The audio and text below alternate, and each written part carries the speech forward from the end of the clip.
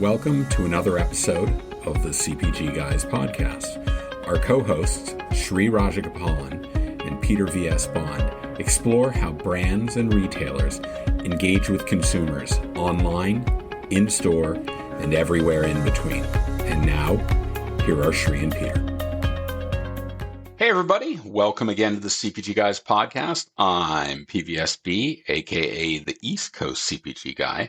I'm also the Vice President of Strategy and Development at Fetch Rewards, a mobile loyalty platform. My co-host, the West Coast CPG Guy, well, he's a bit under the weather with the flu right now, so I'm running the show myself today. Sri, hope you feel better soon, old buddy. Hey, this is Women's History Month in March 2022. Since 1995, presidents have issued a series of annual proclamations designating the month of March as Women's History Month.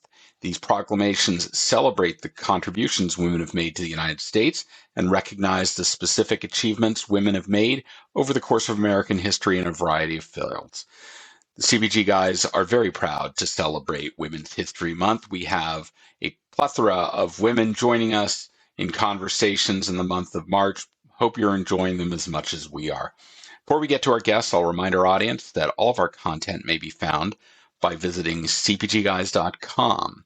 And if you aren't already following us on LinkedIn, just go to the mobile app and in the search box, enter CPG Guys. And when you get to our page, simply click follow. That way you'll be privy to all of the content we are producing. And the best thing about it, doesn't cost nothing, totally free. You know, I can't believe we're not charging for that. It's a lot of good content, but no, seriously, it's all free. Please enjoy it. And remember to check out our colleagues on the FMCG Guys podcast. They're hosted by Daniel and Efrain. And they're taking our format and applying it across the pond to speak to retail and fast-moving consumer goods luminaries from a European perspective. Just visit fmcgguys.com to learn more. And of course, we're proud to partner with Next Up, formerly known as Network of Executive Women, whose mission it is to advance all women in business and to promote the cause of gender equality and career development. Please visit nextupisnow.org to learn more about this great group, particularly during Women's History Month. There will be a hyperlink to Next Up in the digital liner notes of this podcast. Elevating your brand with digital advertising campaigns that leverage personalization technology and target optimal moments delivers strong performance for brands and a more relevant and enjoyable shopping experience for consumers. This is what we'll be discussing in more detail today. So let's get into it. Joining us for today's episode is Risa Crandall, the Senior Vice President of CPG Strategy and Sales at Aki, along with Patty Descamps, Associate Director of Customer Experience for the Clorox Company. Please join me in welcoming to the podcast both Risa and Patty. Hey ladies, how you doing? Hi, Peter. Thank you for having me. This is Patty here. I'm super happy to be here. And this is Risa. Happy to be back and always fantastic to be with the CPG Guys and with Patty. I don't know. Nothing gets better. Terrific. Thanks to both of you ladies for joining us today. I'm sorry that Sri couldn't be here. Hope you get well soon, Sri. In the meantime, I will keep calm and carry on for both of us. Hey, before we get to the questions that we've prepared for both of you, let me start with Risa. Risa, can you direct people to where on the web they can learn more about Aki? And would you give us a brief overview of what services you offer to your clients? You got it. So yes, Aki Technologies, we do have the shortest URL. Come and find us at a.ki. That's it. Our founders decided to make it short and sweet and impactful, and that's what we do. So Aki Technologies is the Moments company. So we're a technology company that uses our Moments AI to power our personalization, which then in turn drives performance. So it's really exciting to speak today with Clorox because they have embraced what personalization can do for their brands. And more when I'm talking to leaders in our industry on the CPG side as well as the bev alcohol side, there's such an interest in understanding this more and then tapping into the resources. That's great. And Patty? Yeah, so I am the personalization lead for the cleaning division at Clorox. Just for the audience know what I do, I am in charge of developing the strategies for personalization across the different Clorox brands and our campaigns. So think about my number one responsibility is to really engage with consumers by serving them the right message at the right time and place, with two ultimate goals at the end of the day. One, it's like a help consumers to get things done by sharing relevant information at the right time, and also giving our consumers the best experience possible when they are interacting with us. So I can share an example just for you to know what we're trying to do with a key. Imagine it is cold and flu season. It's November, and you live in an area where the cold and flu is spiking. So you're getting concerned as a person about getting the flu, especially when Thanksgiving and the winter holidays are just around the corner. So in the moment, you feel, oh gosh, I need to disinfect to protect me and protect my family against the flu. So in that moment, we catch you. We know that this is the mindset that you have. And we serve consumers prevention messaging to let them know that we are here to protect them. So this is exactly what we have been doing with the key. And people can follow my LinkedIn account or can follow any of the social media handles of Clorox to see what we're doing and the programs that we do in general. Well, we're going to include hyperlinks to your LinkedIn profile, Risa's, and all of those handles in the digital liner notes of this podcast. And Shri, I know you're listening. If you'd only prepared with some of Patty's products, you wouldn't have caught the flu. Now, would you have? Okay, just anyhow. I'm just kidding, Shri. You know that. Shri and I are both very happy to partner with the Key to bring this episode to our audience today. So thank you both. As I mentioned, we'll include hyperlinks in the digital liner notes. Remember, our audience, you never have to write it all down. Just 95% of you are using your mobile app to listen to this podcast. All you have to do is just open up the episode and click the hyperlink and boom, there you are. And you can follow along. Really good stuff. All right, so let's get to the conversation, shall we? I'm going to kick it off. Hey, Patty, your career out of LSU was to P&G in finance. How did that kind of transition into personalization, which is, my forte and what I love to do? I'm really curious about the journey that you've made.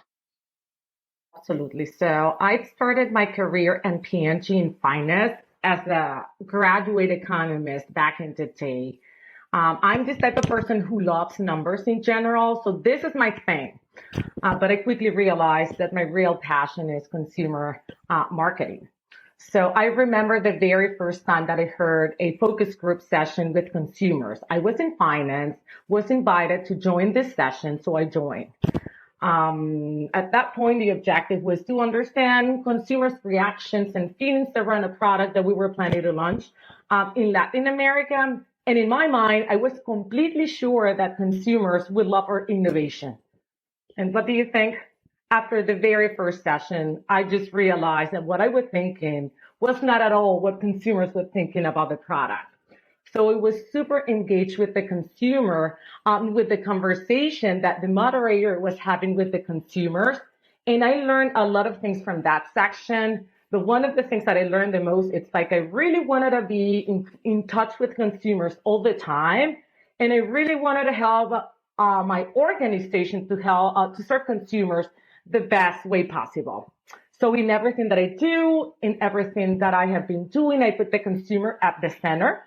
And as I have been evolving over time, my passion around the consumers have pushed me closer and closer to the customer experience world. And this is where everything started. It's very important to me. I do see CX as a profession, a thing that can help me grow as a professional. It can also bring business growth. But what really makes CX so important to me is that idea of serving consumers in a meaningful way. And that's how I went from finance to CX now in the marketing world. Wow. Customer centricity. Where have I heard that before? Oh, wow. That's basically everything my career has been about. So already you're at the top of my favorites list, Patty. So thank you for that. Risa, can you explain what personalized advertising is and why it's important?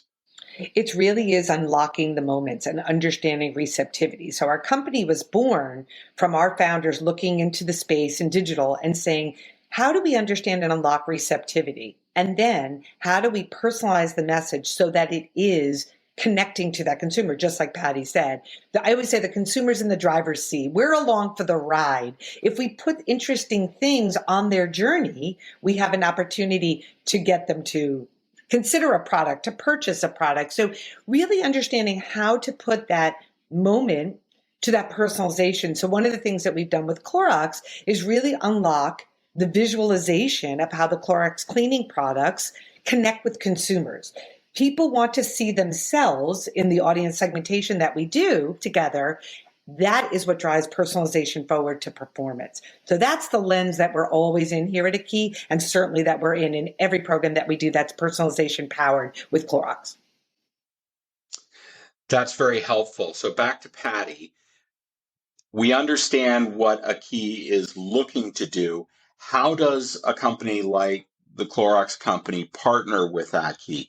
And what is it that your team is involved with to bring this all to life? Because I'm hoping that it is closer to turnkey from a client perspective, and that Aki is doing all the heavy lifting to enable you to get what you're looking for, which are these moments of personalization. Yeah, you're absolutely right. So at Clorox, we work with a variety of vendors and partners and in the personalization space. So Aki is one of the partners that is helping us enhance the consumer experience by serving personalized advertising based on data and insights, which is very, very important to us, who these consumers are. With the Key, we have delivered personalized tactics at scale. I really wanted to say that. It's not only personalized for the sake of personalization. We are personalizing again individuals, but we're using personalization scale to get the best benefits out of this specific tactics. We start with a clear understanding about our audiences, to Risa's point, and what are the moments when these consumers are more receptive to our messaging. So with information in real time, which is one of the things that I love the most about personalization, they have helped us unpack the personalization journey as it is evolving on a daily basis. Peter, I can give you an example if you don't mind. We have been doing a variety of personalization tactics with A Key, but one of the things that I like the most is in January this year, we launched a new product, Clorox Disinfecting Mist.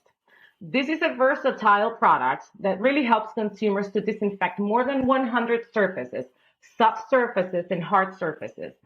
And A Key has been helping us identify what are the consumers that are in that deep cleaning mindset, and we are serving disinfecting, preventing messaging to those consumers in the moment when they are in that mindset. So a lot of things we have been able to do as partners for sure. All right, that's terrific. And by the way, I actually love the design of the mist bottle. I think it is quite appealing. It's the kind of thing that I would want to put. I would have no problem leaving it out on the counter. I think it is quite appealing, and I think you've created a really functional and also appropriately designed product. So good for you. I want to remind our audience that I'm speaking with Risa Crandall from A Key and Patty Descamps from the Clorox company. Okay, so how is everyday value coming out of this partnership for you, Patty? And then Risa, if you could follow up with what would you say from your perspective is making this partnership successful, Patty? Yeah, so when we partner with vendors in general, in the customer experience and personalization spaces, we are looking at vendors that share our values and principles as a company, right? That's very, very important to us. We expect our partners to do the right things for the consumer and for our company, and we expect them to help us champion our consumers to be well and thrive every day. So when all these elements happen, we get the most out of our partnerships. And that's very, very important. And that's what we've been able to do with A Key for sure.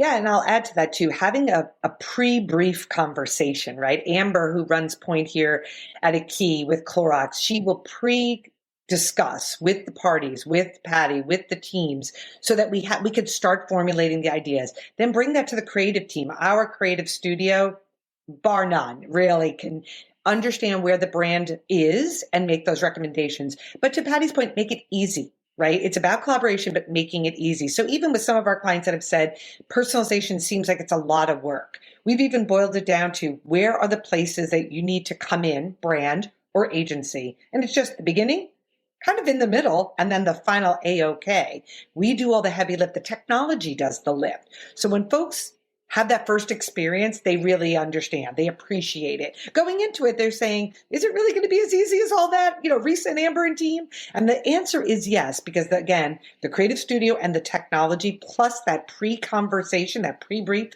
I like to call it, is going to make the path seamless.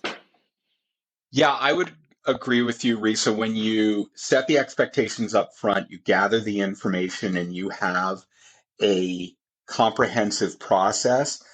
After that first conversation where you lay out all the expectations, if you can be successful at reconnecting at appropriate times, it's going to, one, make it so much simpler for the brand team to be able to do this at scale.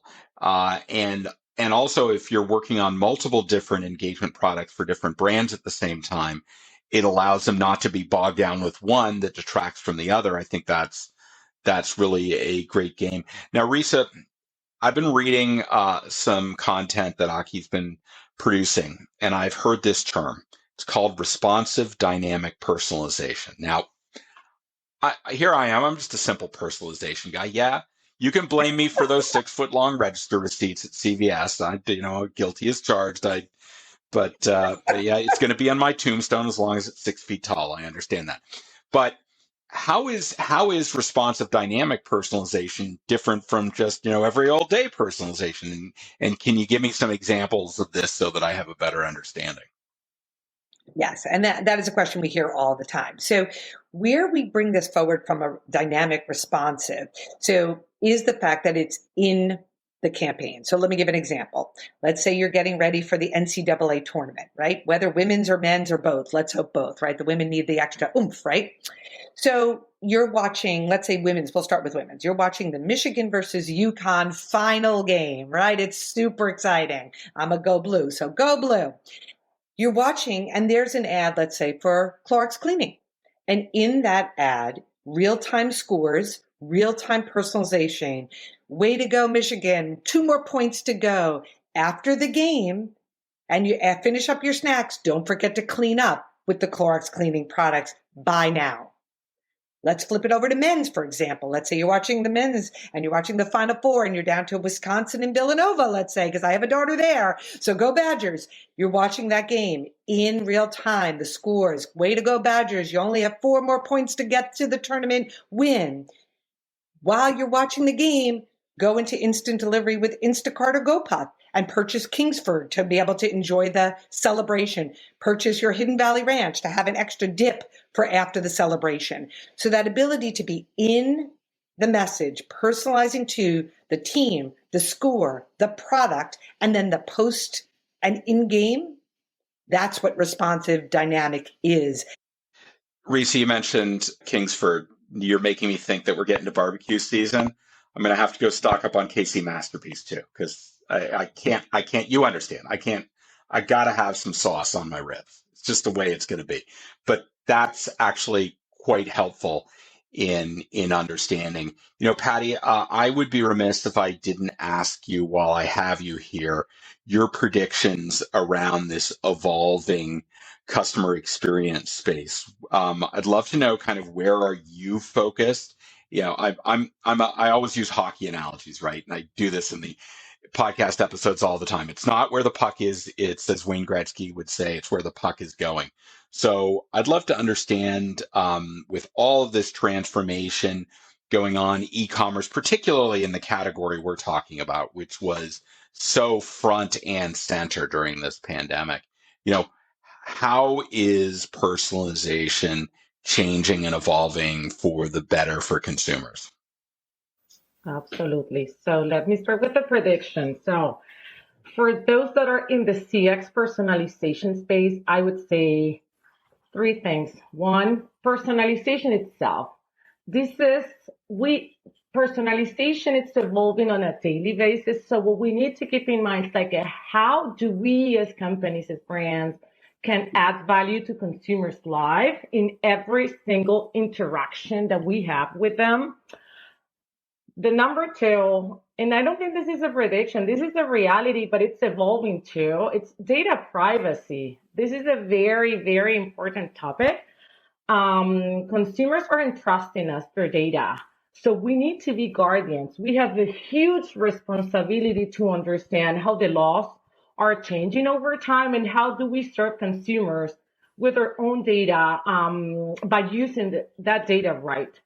And the third, which is, it's a trend, definitely, that we are hearing more and more and more. It's like understanding human co-experiences. Have you heard about the term? I don't know if you have heard, but this is the notion of human interaction beyond the real life.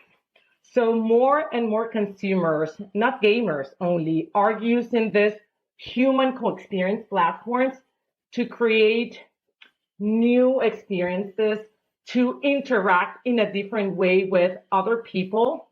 And it's a trend that we need to keep in mind. So personalization, data privacy, and understanding human co-experiences are important. In terms of e-commerce, absolutely. It's very important to keep in mind that, in my opinion, e-commerce, it's the how. It's how you talk to consumers in a way that it's relevant for them. How we interact through e-commerce by serving them not only the right product, but also the right message. So definitely e-commerce is it's an area that we need to keep in mind as we are evolving personalization over time. And personalization role, it's definitely evolving. It's something that it's changing on a daily basis. And those that are on the front line of this area of expertise need to keep in mind new technologies, new trends, and how the consumer is evolving over time to ensure that we're doing the right thing for them on that personalization space. So those are the three things that I would keep in mind.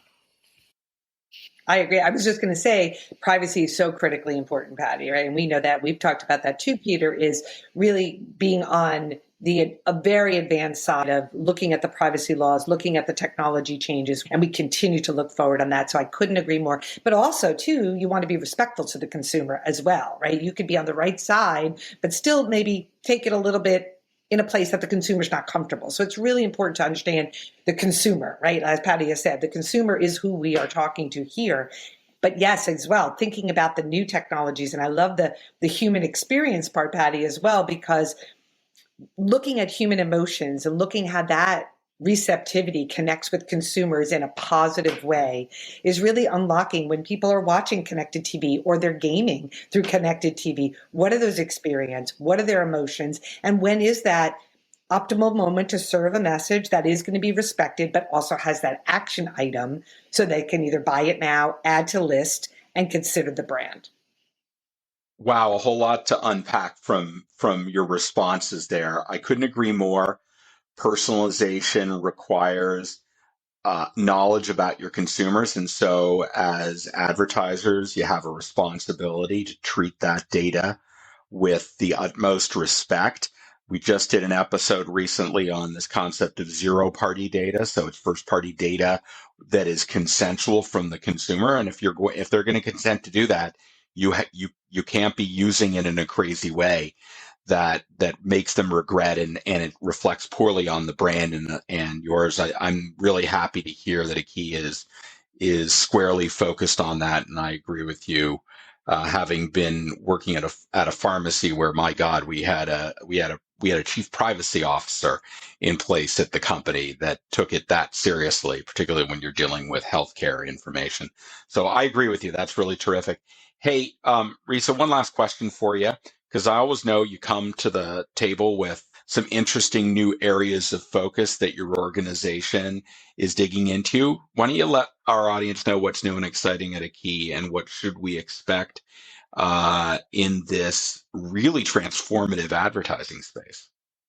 Yeah, it's really exciting. It's in a really exciting time. One is, where we are now part of Inmar. So all the advances that we're taking there when it comes to in the bev alcohol space, where we're doing with social and conversational commerce, really exciting work there that is about branding and driving performance.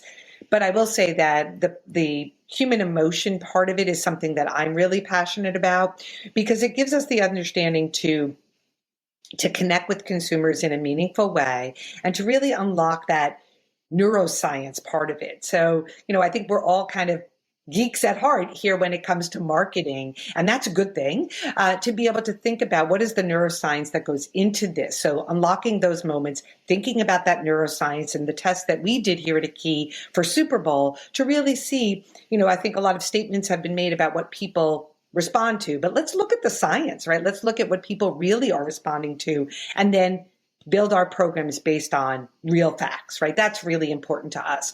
And then also being able to share what personalization does from a performance standpoint. And we've done test and control, and we've seen that it's 84% more powerful. So when some folks are saying, is it important? Is the juice worth the squeeze? We talked about that at one point, Peter. It is. And the juice is really healthy. And the juice is really full of vitamins and nutrition to be able to bring these programs forward. So it's really important to have the facts. I'm a big believer in that. Thinking ahead, but using the facts as our basis to be able to have the confidence to take these programs forward in our digital age.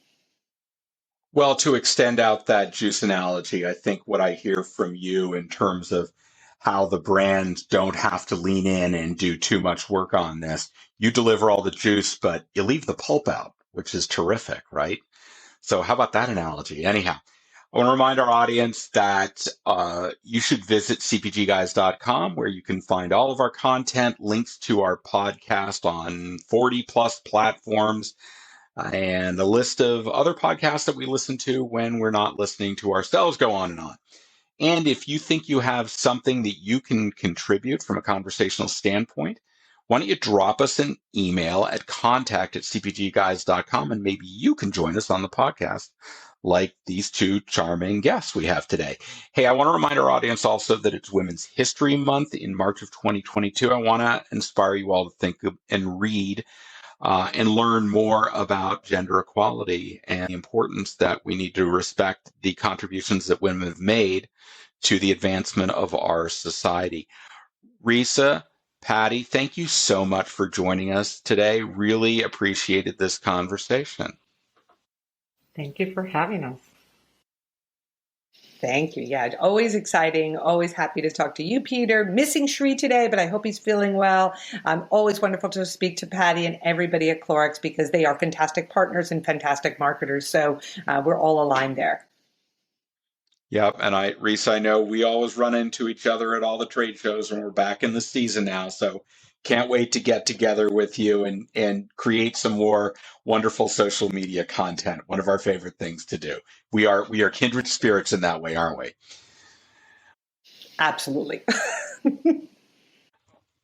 All right. So to our audience, thanks for joining us on this episode. We look forward to speaking with you on the next episode of the CPG Guys podcast. Goodbye.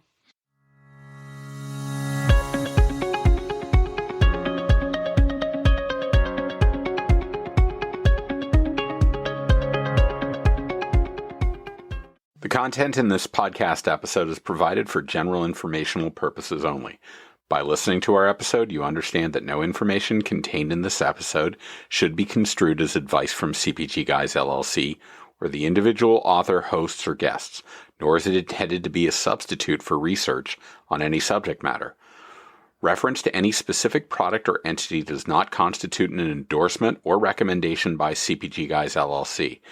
The views expressed by guests are their own, and their appearance on the program does not imply an endorsement of them or any entity they represent. The views expressed by CPG Guys LLC do not represent the views of their employers or the entity they represent. CPG Guys LLC expressly disclaims any and all liability or responsibility for any direct, indirect, incidental, special, consequential, or other damages arising out of any individual's use of, reference to, or inability to use this podcast or the information we present in this podcast.